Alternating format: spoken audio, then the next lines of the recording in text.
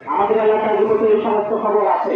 এই সমস্ত তথাকথিত চিৎসেচক ডাকাত আর নতুন স্বৈরাচার হওয়ার জন্য যারা আসছে তারা তার দিকে তাকিয়ে শিক্ষা নিতে পারো যে 16টা বছর নাশ করে দিয়ে এখন এমন একটা দেশে চলে গেছে যেখানে তাকে আশ্রয় দেওয়া হচ্ছে না। যুক্তরাজ্য সেখান থেকে তাকে রিফিউজ করা হচ্ছে। গোটা দুনিয়াটা যেন তার জন্য সংকুচিত হয়ে যাচ্ছে। আমরা বলেছি দুনিয়ার কোথাও যদি তার জায়গা না হয় বাংলাদেশের কাছে আসেন, তার বানানো আয়না ঘরটা রেডি আছে। এজন্য জনসমাজ তোমাদেরকে শিখতে হবে, বুঝতে হবে, জানতে হবে। জমিনের জমিনের কাছে তোমরা না চালাতে পারা দিবে না, কারণ এখন যারা আসছে তারাও তোমাদেরকে তাদের হাতের লাঠি বানাতে চাচ্ছে।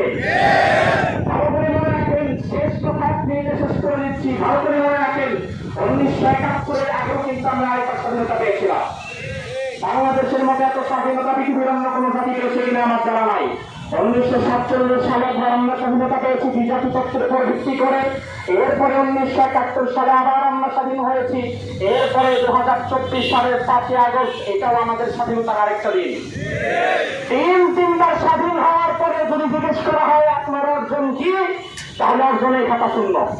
অথচ আমাদের সাথে একই সময়ে, আজ থেকে 53 বছর আগে স্বাধীন হয়েছে, একই সময়ে আরব আমিরাত 1971 সালের 2 ডিসেম্বর। একই সময় স্বাধীন হয়েছে কাতার 1971 সালের 3 সেপ্টেম্বর। 5 বছর আগে স্বাধীন হয়েছে সিঙ্গাপুর 1965 সালে। কাতার, আরব আমিরাত, সিঙ্গাপুর একই সময় স্বাধীন হওয়ার পরেও তারা পৃথিবীর মানচিত্রের প্রথম সারিতে চলে গিয়েছে।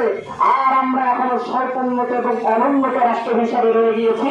তার কারণ হচ্ছে বিগত 53 বছরে যারাই এই দেশটা পরিচালনা করেছে তারা আমাদেরকে ওসমান আলী, আবু বকর ওমরের উপহার দিতে পারে নাই, তারা উপহার দিয়েছে বেনজির, মতিউর আর আমিরানি। এজন্য তোমরা শুনছো আগামী বাংলাদেশ সুন্দর হবে, এটা কি আমরা চাই? এটা কি আমরা চাই? যদি চাই তাহলে ভালো করে মনে রাখেন, আমেরিকাপন্থী সরকার আমরা চাই না, ভারতপন্থী সরকার আমরা চাই না, ফ্রান্সপন্থী সরকার আমরা চাই না। আমরা চাই মদিনাপন্থী সরকার। আমরা এমন সরকার চাই যে সরকার বাপ দাদার মতো না, যে সরকার আব্রাহাম লিঙ্কনের মতো না, যে সরকার রাসূলুল্লাহর মতো হবে। আল্লাহ সুবহানাহু ওয়া তাআলা যেন আমাদেরকে সেই দিনটি দেখার তৌফিক দান করে। আমরা বলি আমিন। আসসালামু আলাইকুম ওয়া রাহমাতুল্লাহ।